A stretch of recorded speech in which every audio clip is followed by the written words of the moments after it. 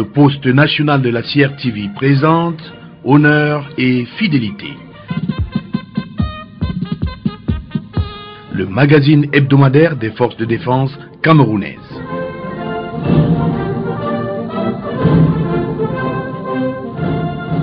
Mesdames et messieurs, bon après-midi. Amis auditrices et auditeurs, bonjour. Bienvenue à l'écoute de votre magazine Honneur et fidélité, l'édition 34 de cette année 2013. Maréchal des logis-chefs, good afternoon. Bon après-midi, mon adjudant-chef. Good afternoon to you all out there and welcome to another edition of the weekly bilingual magazine of the Defense Forces, Honneur et fidélité. Stay tuned.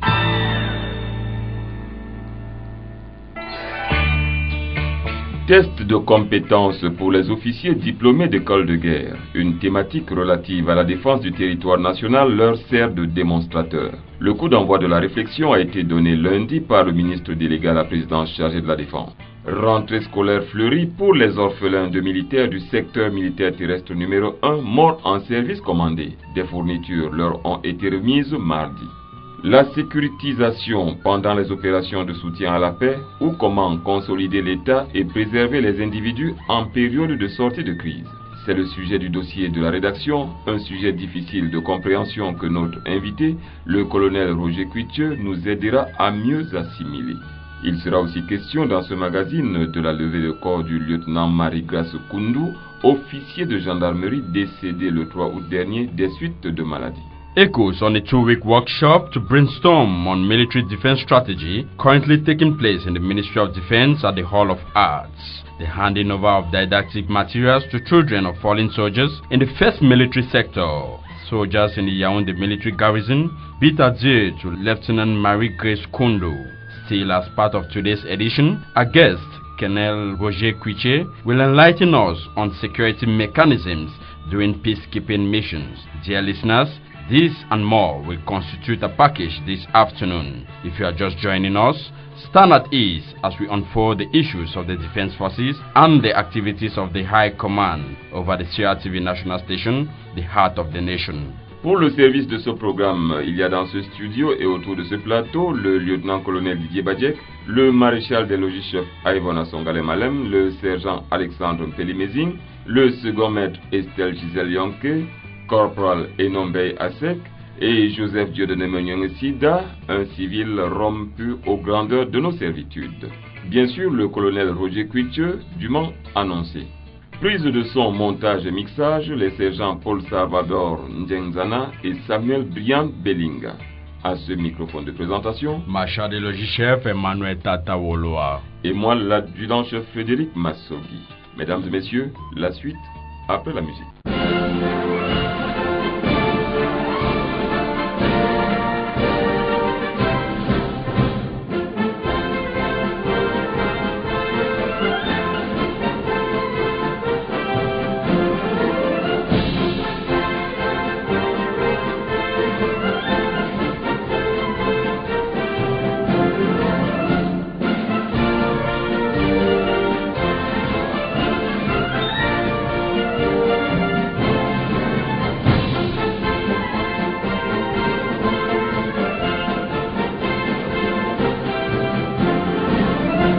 En prélude au détail de ce programme, l'éditorial signé du lieutenant-colonel Didier Badjek. Défendre est notre mission, défendre est notre vie, défendre est notre serment.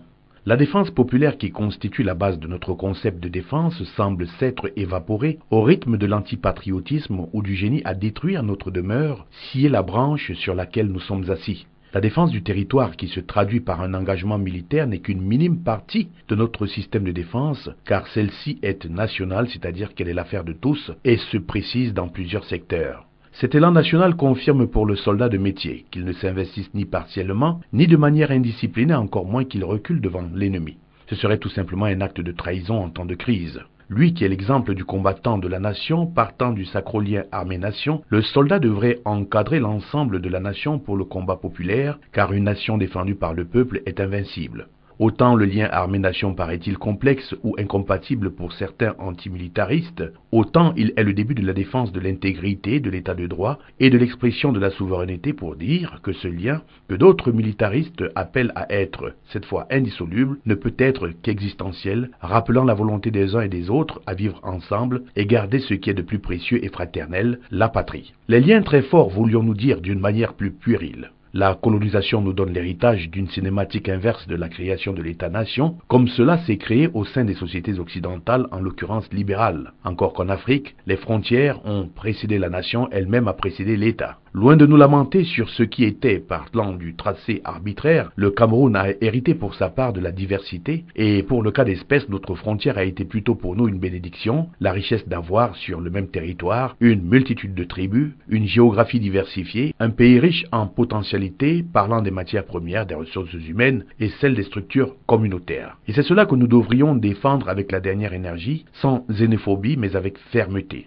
La défense n'est pas que transfrontalière, spatiale ou maritime, ou militaro-opérative. Elle est culturelle, sociale, économique, industrielle, communicationnelle, intellectuelle. C'est pourquoi elle puise sa volonté dans le sens de l'honneur, de l'inflexibilité et de la résilience. Rappel à tous ceux qui pensent que faire du sarcasme de leur patrie est la bonne prose ou que dénigrer sans volonté de construire dans la hargne, la sédition est une démarche objective, semant le vent par-ci mais par-là, ignorant que la récolte peut être la tempête. Si pour le soldat la loi martiale trace les frontières de sa discipline à défendre sa patrie, pour le citoyen, d'autres artifices légifèrent contre ceux qui rament à contresens de la patrie. Et au demeurant, la patrie, marquant un sentiment d'appartenance volontaire, les frontières ne sont pas hermétiques, mais attention d'être apatride, parce qu'ailleurs ce n'est pas forcément meilleur, mais car il n'y a pas de monde idéal. Autant construire ensemble notre patrie tant qu'à faire.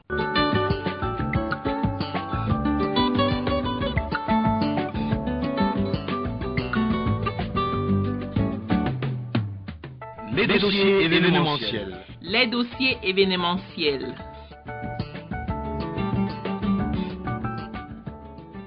Dans le cadre du renforcement des capacités opérationnelles des forces de défense, le chef de l'État, chef des armées, son Excellence Paul Biya, vient de faire acquérir au profit de l'armée de l'air camerounaise un avion neuf CASA CN235 auprès du constructeur et ADS Airbus Military. Cet avion, qui a atterri à la base aérienne 201 à Douala le 23 août 2013, sera officiellement présenté au cours d'une cérémonie qui se tiendra dans les tout prochains jours. C'est un communiqué signé du ministre délégué à la présidence chargé de la défense, Maréchal des Logis-Chefs. Prior to reinforce the operational capacity of the defense forces, the head of state, Commander-in-Chief of the Armed Forces, His Excellency Paul Biya, has acquired an aeroplane CASA CN235 to the benefit of the Cameroon Air Force from the EADS Airbus Military. This aeroplane, which landed at the 201 Air Force Base in Douala yesterday, August 23, will be officially presented to the public in the days ahead.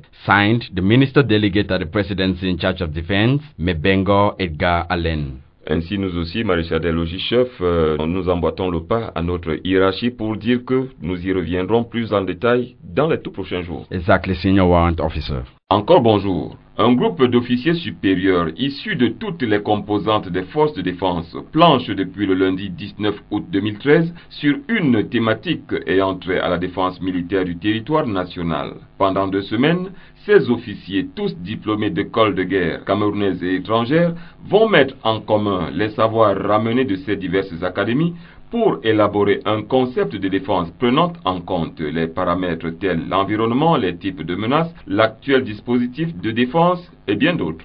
Au-delà de leur pertinence opérationnelle, les résultats de ce banc d'essai visent d'une part à harmoniser les différentes approches d'anticipation et de résolution des problématiques de défense et d'autre part à capitaliser et valoriser les enseignements de haut niveau reçus par ces officiers. Exactly, Senior Warrant Officer. A 2-week workshop to put to test the capacity of drawing a military defense strategy by graduates from war colleges is ongoing at the Ministry of Defense. The workshop, which started last Monday at the Hall of Arts in the Ministry of Defense, was presided at by the Minister Delegate at the Presidency in charge of Defense, Mebengo Edgar Allen, in the presence of the Secretaries of State in the Ministry alongside senior military officers. Marshal de Logis Chef Yvonne Asongalem Alem took part in that ceremony and now reports.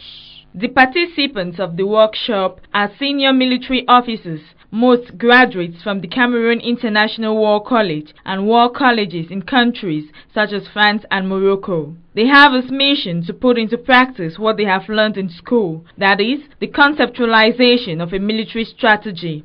To achieve a quality result at the end of the 2-week workshop, the military strategist will take into account the defense policy of the nation, the mission of the defense forces, the diversification of the types of threats, the actual defense dispensation, the military territorial division, and the evolution of the geopolitical environment.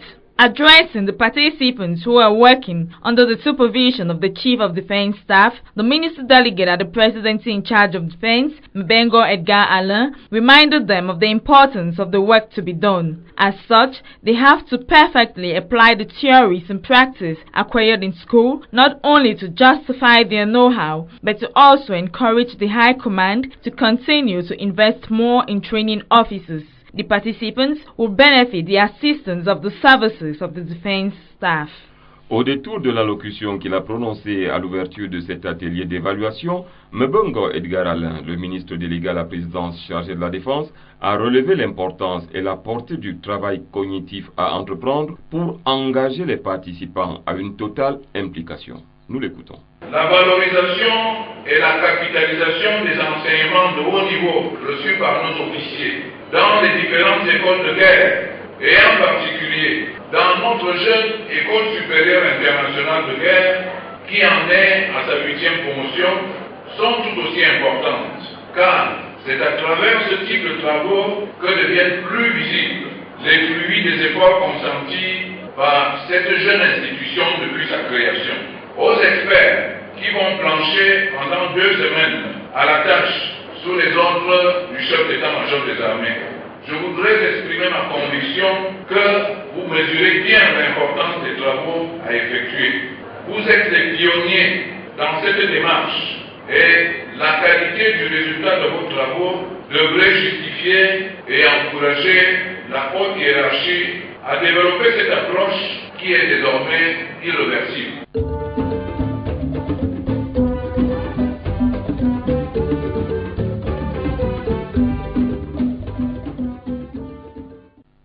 Stratégie d'action, stratégie de jeu, stratégie de planification, de consommation, stratégie de défense, etc., etc. Longtemps confiné à son seul usage militaire, le terme stratégie est tellement usité de nos jours qu'il court le risque de ne plus signifier grand-chose en rapport avec son acception originelle. D'où ma question à vous, lieutenant-colonel Didier Badjek, le mot stratégie est-il d'usage universel? Mon adjudant-chef, la stratégie occupe aujourd'hui plusieurs domaines scientifiques et l'on parle de géostratégie, de stratégie militaire, de stratégie économique. La stratégie a pris une telle auréole au cours du XXIe siècle que l'on se demanderait plutôt quand est-ce que l'on n'en fait pas. La stratégie militaire est très vieille et se résume en toutes les actions posées qui aboutissent à la victoire dans un rapport de force, qu'il soit armé ou non armé, comme c'est le cas d'une stratégie de dissuasion. S'il y a un stratège qui a marqué le monde contemporain, c'est bien Karl von Clausewitz, stratège prussien qui naquit en 1780 et mourut en 1831. Il n'existe aucun penseur militaire contemporain qui ne s'en réfère malgré l'ancienneté de ses théories militaires. Il se dit dans son volume célèbre de la guerre qu'une défense bien conçue se dote de tous les moyens possibles d'une armée exercée, d'un général qui ne laisse pas venir l'ennemi à lui dans la crainte, ni dans la confusion, ni de l'indécision, mais de propos délibérés avec sang-froid et réflexion. Fin de citation. Une phrase du stratège prussien qui prouve que la pensée précède en fait l'action. Vous avez évoqué au départ la politique de défense pour aboutir maintenant sur la stratégie militaire. Cette démarche, est-ce une cinématique, vertueuse ou fondamentale?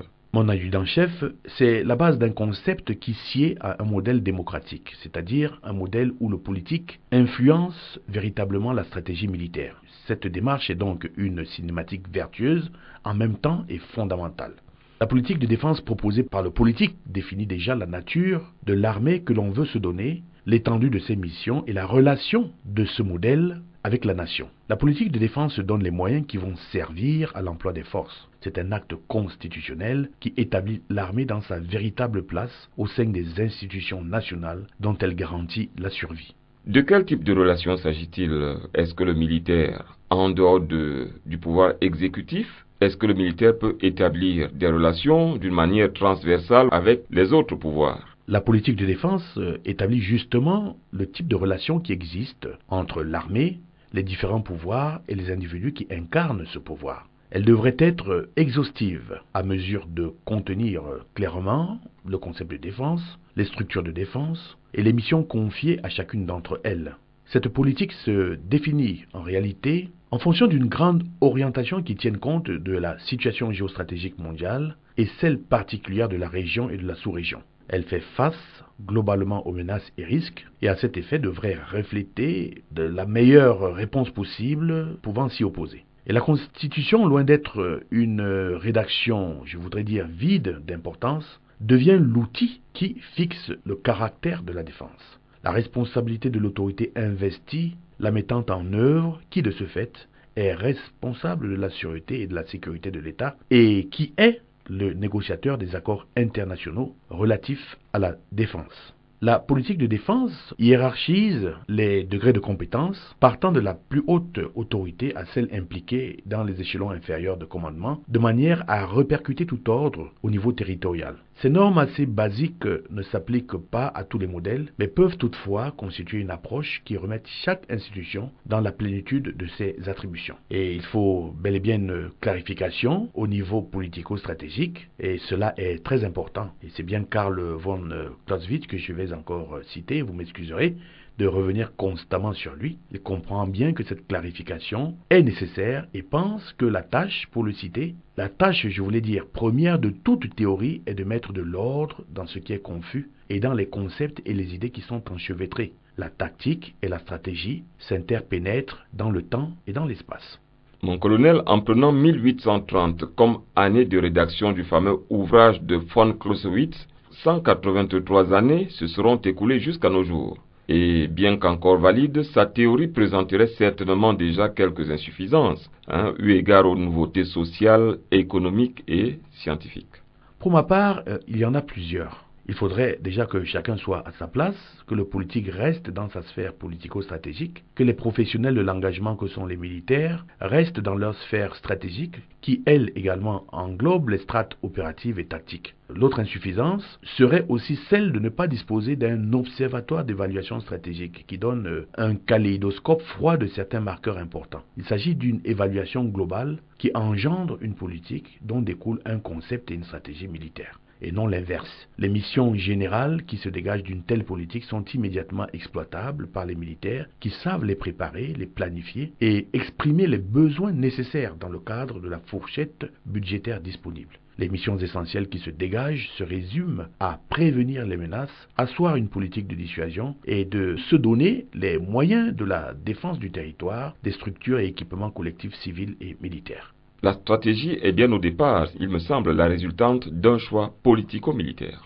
La stratégie consiste enfin à un choix politico-militaire. La stratégie en fixe les missions et leur cadre d'exécution. Et pour conclure, toujours avec notre stratège prussien, Karl von Clausewitz, la stratégie est l'usage de l'engagement. La théorie de la stratégie doit englober l'armée, qui est le vecteur de l'engagement. Elle vise une efficacité, un dimensionnement des forces adapté à une rationalisation des missions.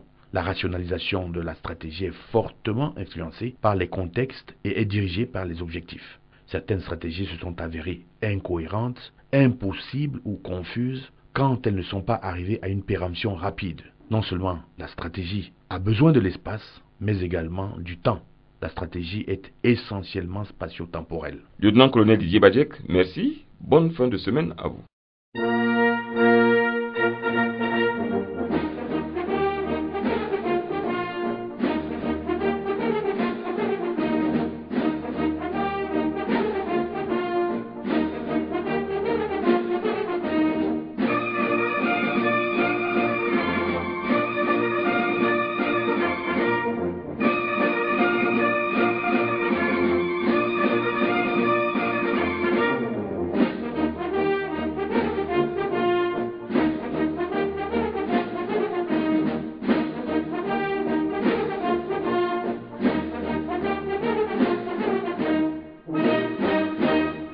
From the brainstorming workshop on military defense strategy, we move on to education, where the first military sector, in conjunction with the social welfare in the Ministry of Defense, last Tuesday, August 20, handed over some didactic materials to some 75 families of fallen soldiers who lost their lives either in the Bakassi Peninsula or other commanded missions. The ceremony took place at the courtyard of the first military sector. Corporal Enombe Asek witnessed the event and brought back the following report. What a comforting and assuring ceremony which marked the degree of affection and fraternity that the first military sector alongside the defense family attached to those left behind by their colleagues who sacrificed their lives for the nation. The brief but significant ceremony was presided over by the commander of the 1st Military Sector, Colonel Mbita Charles-Claude, in the presence of his staff, colleagues representing different divisions of the ministry, and family members of the fallen heroes. Speaking at the ceremony, Colonel Mbita said he isn't the initiator. However, he is continuing with the benevolent gesture initiated by his predecessor, a tradition which is in its 7th edition. At the end of his discourse, the commander of the 1st Military Sector thanked the different benefactors and advised the recipients to make judicious use of the little but symbolic school items given to them. Speaking earlier, the Social Welfare Chief, Madame Gang Alvin, said the 75 recipients were divided into 3 categories, notably large, medium, and small families, with number of per head ranging from 9, 6, and 3 children, respectively. One of the beneficiaries couldn't hide her feelings. I'm Mrs. Ojong, wife of late Colonel Ojong. We are actually grateful for the gesture the Ministry of Defense is offering to us, taking care of our orphans. At the beginning of the school year like this is always usually difficult for us, but it is a habit. Now for the past 2 years we've received gifts of books, school bags, and many other things. We are just praying that those who are contributing to make this effort to continue should give more so that other families too should have in due course. We pray that it should continue and this should keep us together. We know we are not abandoned because we have you people. The ceremony, which ended with a family photograph followed by a family meal, was spiced by the main band of the army. Il s'agit là de fraternité agissante. En effet, des fournitures scolaires viennent d'être remises aux orphelins des militaires du secteur militaire terrestre numéro 1, morts en service commandé. C'était mardi au cours d'une cérémonie présidée par le colonel Mbita Charles-Claude, commandant le secteur militaire terrestre numéro 1.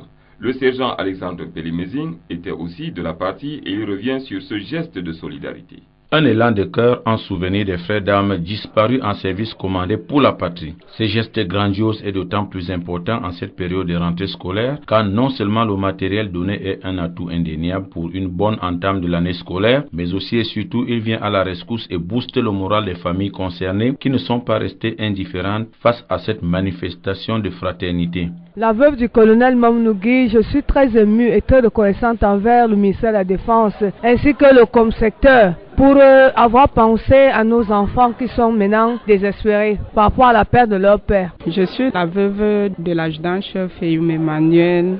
Je trouve ce geste très louable. Bon, à l'avenir, si lors des cérémonies, on pouvait souvent répertorier ou lire le progrès de certains enfants, je crois que ça galvaniserait d'autres enfants aussi à faire plus d'efforts. Le chef du bureau Action sociale du secteur militaire terrestre numéro 1, Madame Gang Alvin, exprime sa satisfaction et définit les conditions à remplir pour avoir accès aux fournitures scolaires au secteur militaire terrestre numéro 1. En ce qui me concerne, je suis à ma 2e édition et je pense que nous sommes en train d'aller de l'avant. On a pu corriger les erreurs passées, on a amélioré les dons et nous souhaitons que cela aille de l'avant. Donc vraiment, je suis très contente. Les perspectives à venir, déjà, nous comptons perpétuer cette cérémonie. Au-delà de ça, nous sommes des affaires sociales. Nous comptons tenir des fichiers pour ne serait-ce qu'évaluer ces orphelins-là qui aujourd'hui ont reçu des dons. Et puis, comme je vous l'ai dit, continuer à faire mieux, chaque fois un peu plus que la fois passée.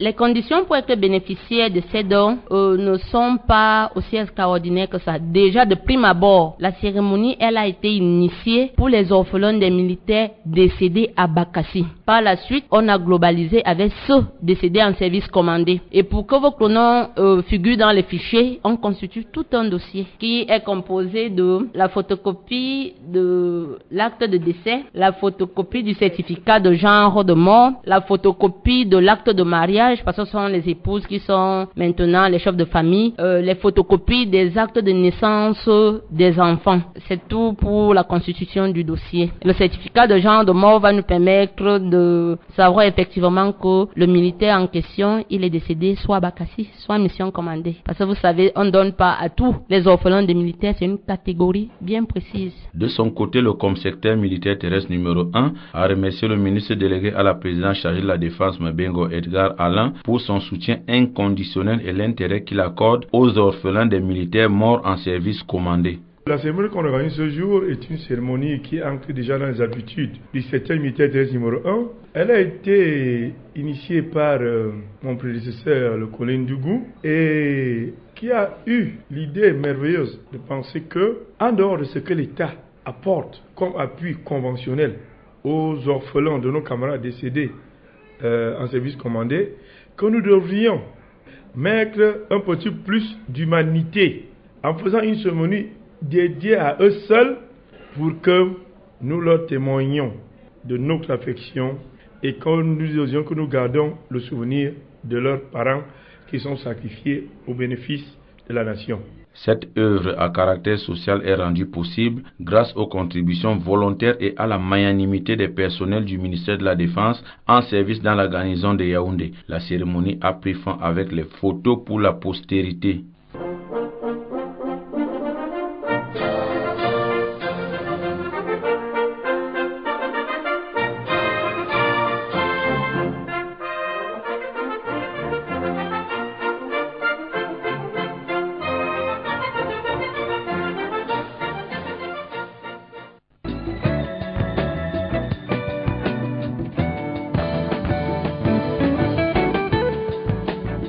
Le dossier de la rédaction. Le dossier de la rédaction.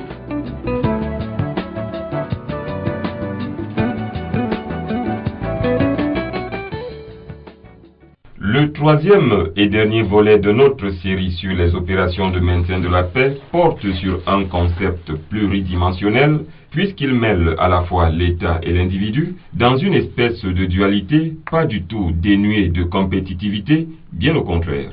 Situation des plus complexes qui parfois, et même de plus en plus souvent, génèrent et fait perdurer les crises et conflits. Les incompréhensions et autres tiraillements qui en découlent affectent de façon non négligeable le cours des opérations de soutien à la paix, ce qui pourrait expliquer, du moins partiellement, les résultats mitigés de ces opérations, ceci en dépit de la bonne volonté de leurs acteurs. La sécurisation, puisque c'est d'elle qu'il s'agit, se pose avec une acuité beaucoup plus marquée dans les situations post-conflictuelles lorsque l'État cherche à retrouver les leviers de son autorité et l'individu les bases de son développement. Colonel Roger Kuitche, bonjour. Bonjour, madame chef, et bonjour aux éditeurs de Honneur et Fidélité. C'est à vous que nous posons la question. À entendre parler de sécurisation, l'image de prime abord est celle d'un embrigadement militaro-policier. La sécurisation, qu'en est-il selon vous?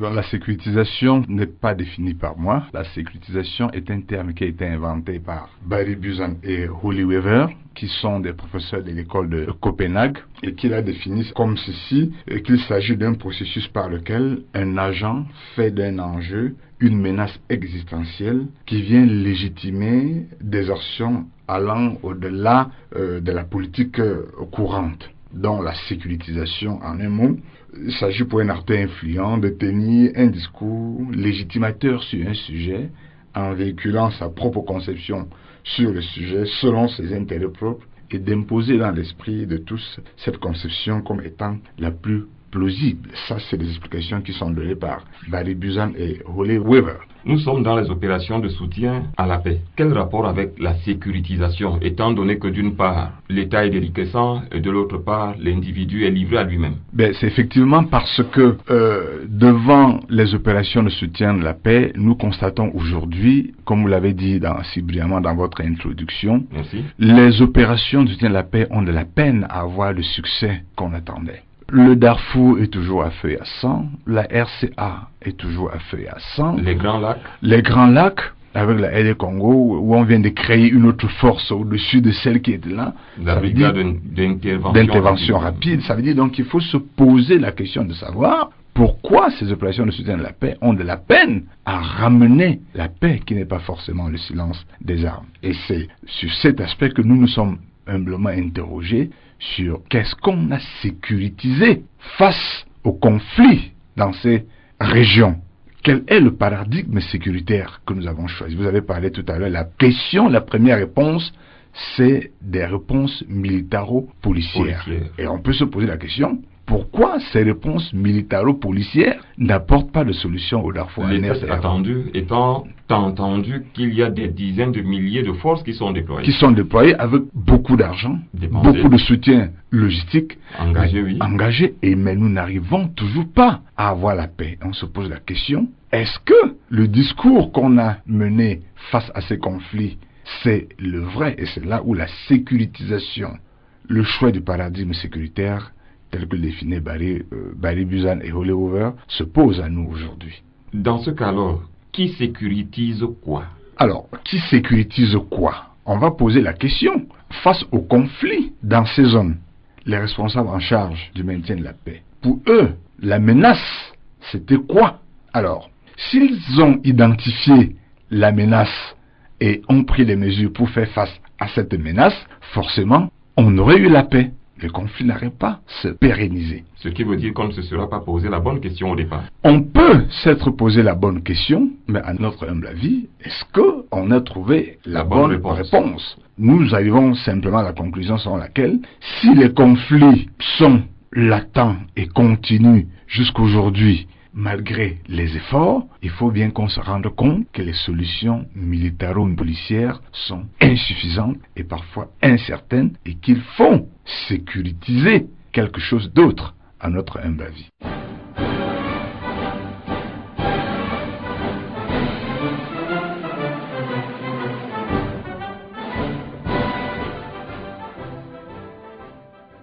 Sécuriser quelque chose d'autre, à votre avis? Et nous revenons sur nos deux acteurs de la sécurisation. Nous avons d'un côté l'État et de l'autre l'individu. Est-ce qu'on ne se retrouve pas là dans une espèce de dilemme, disons, darwinien, s'agissant de qui, de la poule ou de l'œuf, est arrivé le premier, qui devrait jouir de la préséance? Ainsi, il en est qui pensent que l'État étant le principal pourvoyeur et organisateur de la sécurité, ou alors la sécurisation, il devrait bénéficier de la primeur des attentions. Oui, ça c'est la théorie réaliste en relations internationales. Les universitaires se sentiront plus à l'aise dans ce que nous essayons de dire ici, parce que l'acteur premier, l'acteur principal de la société, c'est l'État, et qui est matérialisé par sa force et par sa puissance. Donc, si nous allons simplement du fait que la sécurité internationale dépend de la sécurité nationale et la sécurité nationale dépend de la sécurité des individus, à notre avis, ce qu'on devrait sécuriser, c'est l'individu. L'individu d'abord. C'est l'individu. Avant l'État. D'abord, oui. Et c'est ça qui nous amène donc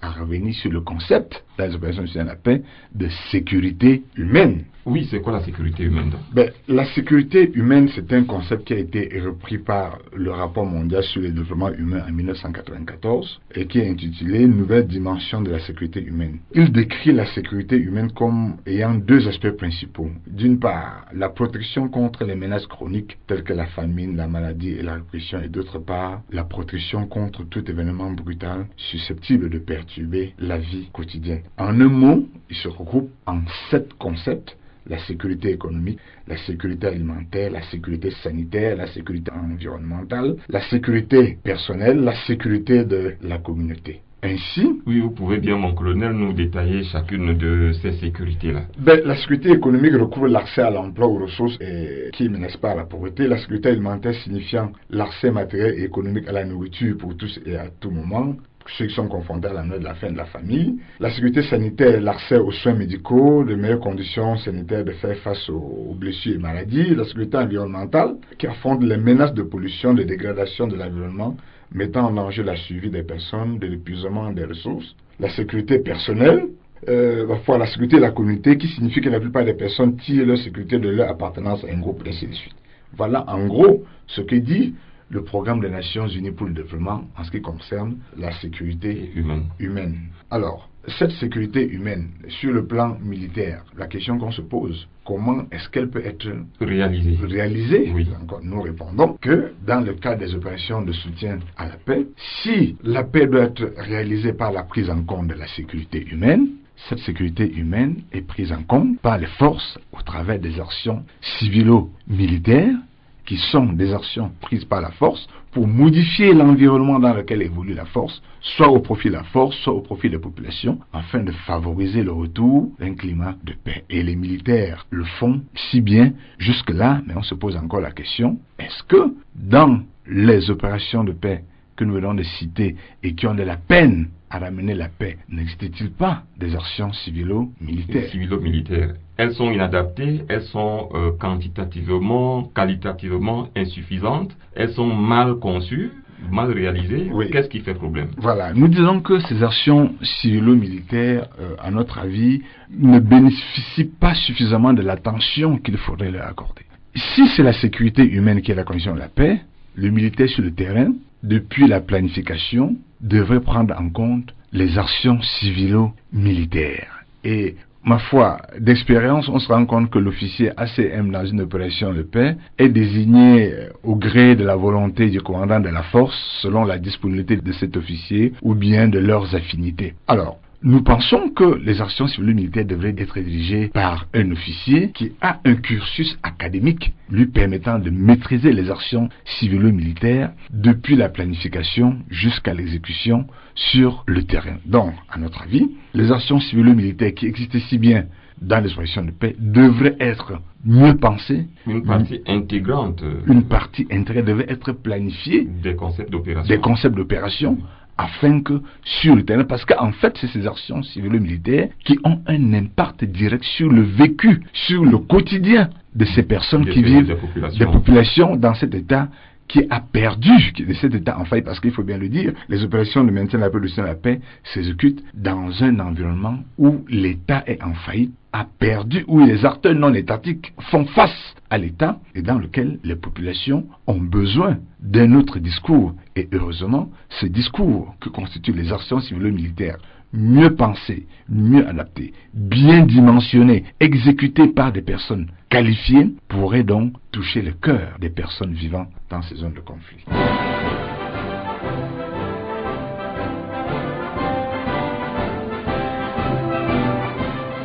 Justement, toucher le cœur des personnes vivant dans les zones de conflit. Maintenant, mon colonel, la dualité entre l'État et l'individu, toujours. Comment sécuritiser de manière équilibrée, sans que ni l'État, ni l'individu n'en soient ni outrancièrement avantagés, ce qui créerait des frustrations, bien entendu, ni dramatiquement lésés, ce qui vaut pareil. Alors, tout cela ne peut être fait que par le soldat qui est sur le terrain. Dag Hammarskjöld, l'ancien secrétaire général des Nations Unies, disait « Les opérations de maintien de la paix ne sont pas une affaire de militaires, mais il n'y a que les militaires pour le faire. » Dans le contexte actuel, il n'y a que les militaires pour faire les actions civilo-militaires sur le terrain.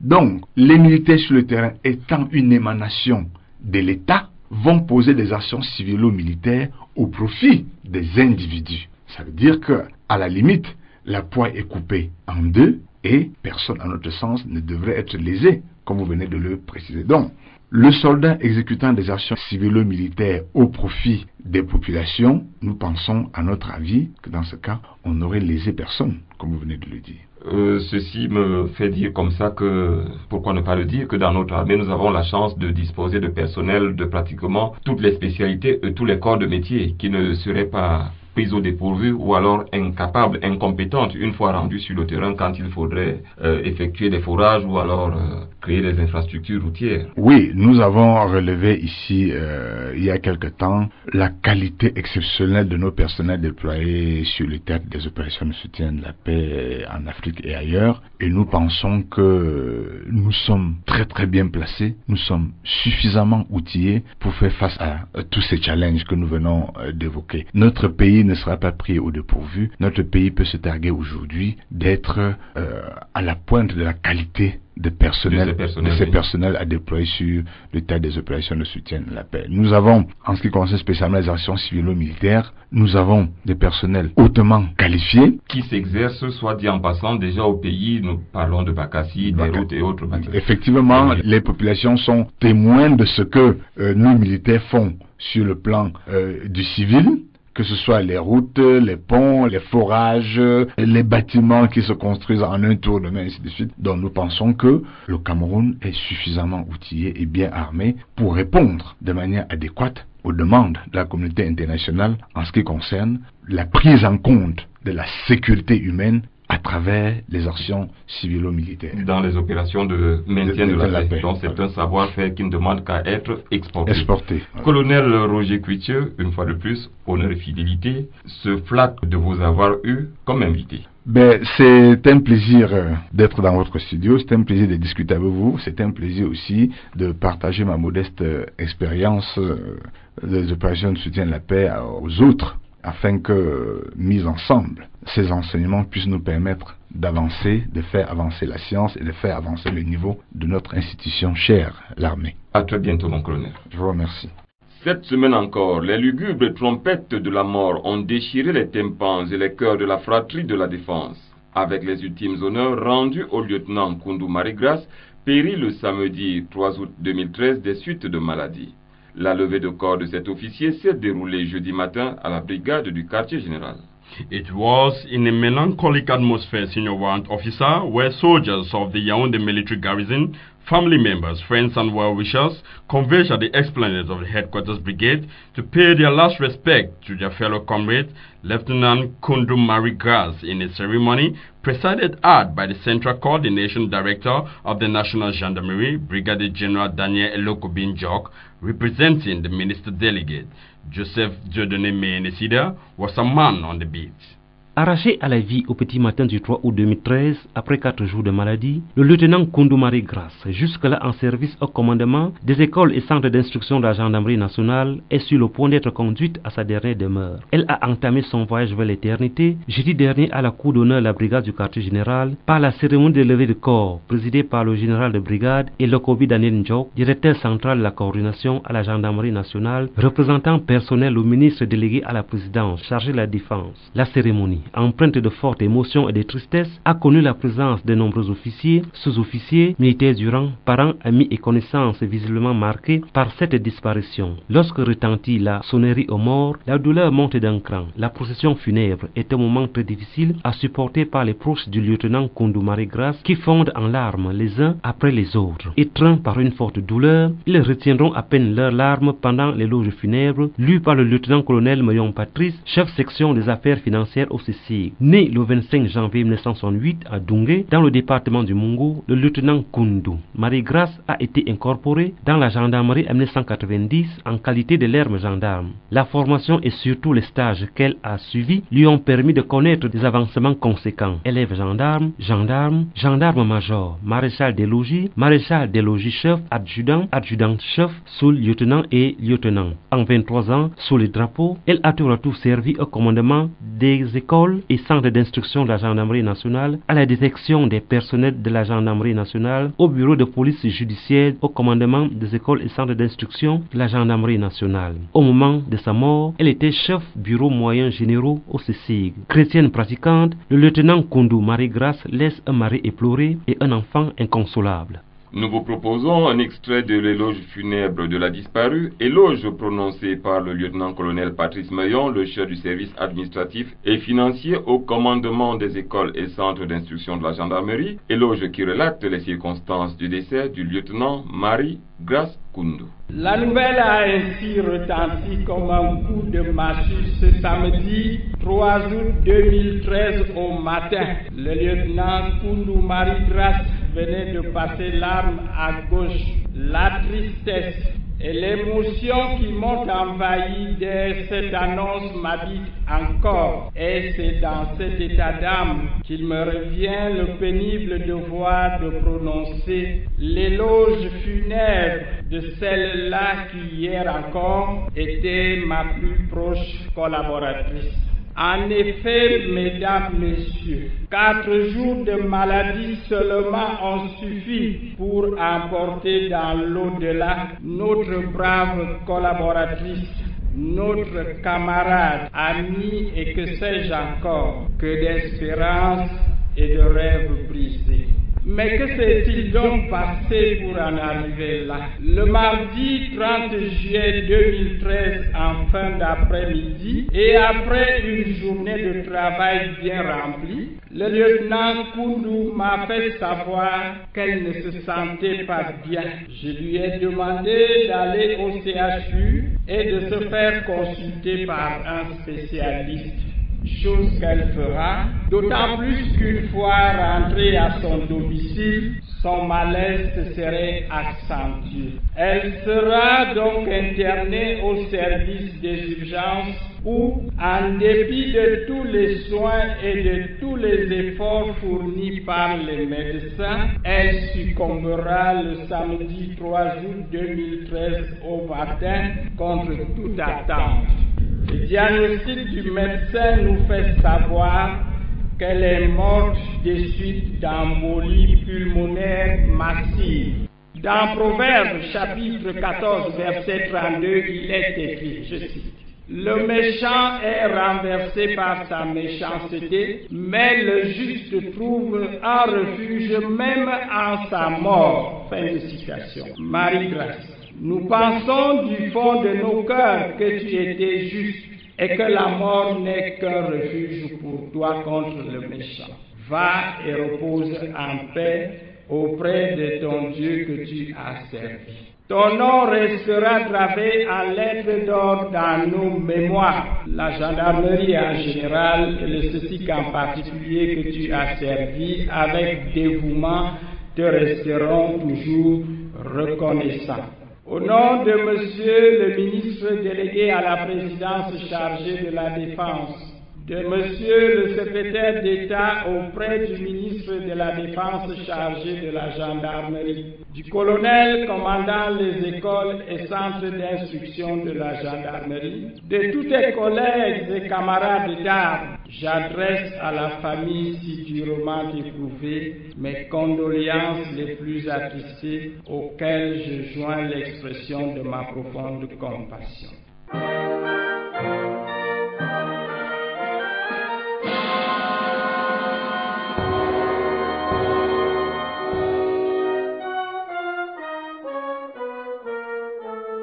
À présent, des nouvelles du carnet des familles, c'est avec le second maître Estelle Gisèle Yonke. Bon après-midi, chers amis auditeurs. Bienvenue à cette page familiale. Voici les avis de décès. Le commandant Sounjok Samuel, en service à la base aérienne 301 de Garoua, et sa famille ont la profonde douleur de faire part du décès de leur épouse et mère, Sounjok Elisabeth Colette. Décès survenu le 16 août 2013 des suites de maladie. Inhumation le samedi 31 août à Garoua. Le capitaine Akwa Bissi Laurent, en service à l'hôpital militaire de Yaoundé, et toute sa famille ont le regret d'annoncer aux amis et connaissances le décès de leur fils, le matelot de première classe, Messi officier Akwa Ongene Arsène, décès survenu le 17 août 2013 des suites de noyade. Inhumation le 31 août 2013 dans son village natal à Fifinda par Kribi. Le capitaine Ekambidine Félix, commandant la compagnie de commandement et des services du centre d'instruction des élèves sous-officiers, a le profond regret d'annoncer aux frères d'armes, amis et connaissances le décès du sergent Mocho Antoine, décès survenu le 12 août 2013 à l'hôpital Jamon des suites de maladie. Inhumation ce jour dans son village natal à Yagua. L'adjudant-chef-major Menduga Ernestine, en service à l'antenne sécurité militaire du centre, la grande famille Mvok Amougou et la grande famille Menduga Émile ont le regret d'annoncer aux amis et connaissances le décès de leur épouse, mère et grand-mère, Tsamamanga Julienne, décès survenu le 15 août 2013 des suites d'une longue maladie. Levée de corps le 6 septembre à 13h en Balmayo. Inhumation le 7 septembre 2013 en Vac Media Ngulmakon. Madame Bala Ondwa Élise et les enfants ont la profonde douleur d'annoncer le décès de leur mari et père, le colonel à la retraite Bala Ondwa Jean, décès survenu le 7 août 2013 à Yaoundé des suites de maladie. Le programme des obsèques prévoit jeudi 29 août 2013, 14h, levée de corps à la morgue de l'hôpital général de Yaoundé, suivi de la messe à la cathédrale Notre-Dame des Victoires. 17h, installation du corps au domicile du défunt, 6 au quartier Hippodrome à Yaoundé. 20h, veillée. Vendredi 30 août, 10h, transfert du corps au village Bikopambalmayo. Messe, veillée. Samedi 31 août 2013, inhumation. Anniversaire. Le maréchal des logis, Elvis Yuniwo Kanjo, en service à l'état-major de la Légion de gendarmerie de l'extrême nord, et madame, ont la joie d'annoncer la naissance dans leur foyer de Yuniwo Marvelous. Le sergent Nia Tchanchou Armel Macial, en service à la direction des affaires administratives et réglementaires, a la joie d'annoncer aux amis et connaissances la naissance dans son foyer d'un bébé de sexe masculin. Bébé et maman se portent bien.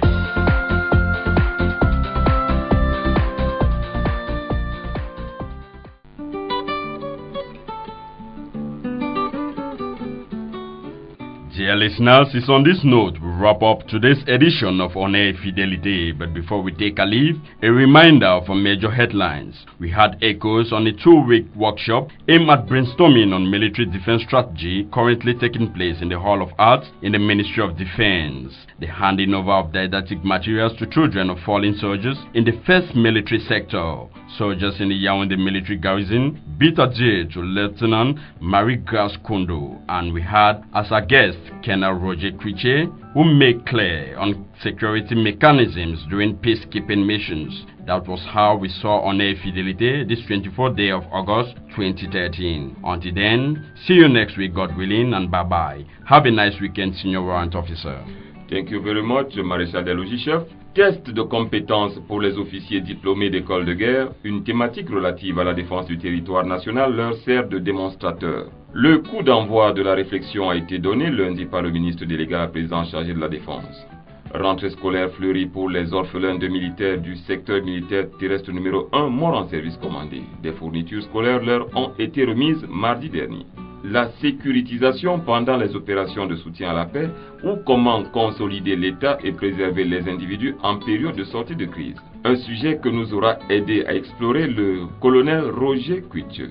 Il a aussi été question dans ce magazine de la levée de corps du lieutenant Marie-Grace Koundou, disparu le 3 août dernier des suites de maladie. Ce sont là les sujets développés dans ce magazine qui s'achève. Mesdames et messieurs, nous avons goûté au plaisir de votre compagnie en ce samedi. Merci déjà de nous revenir samedi.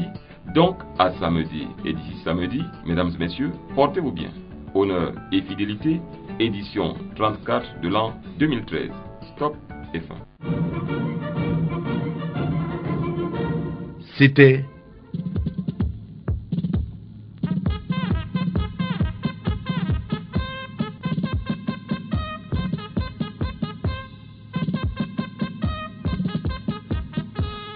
Honneur et fidélité, une émission hebdomadaire des forces de défense camerounaises.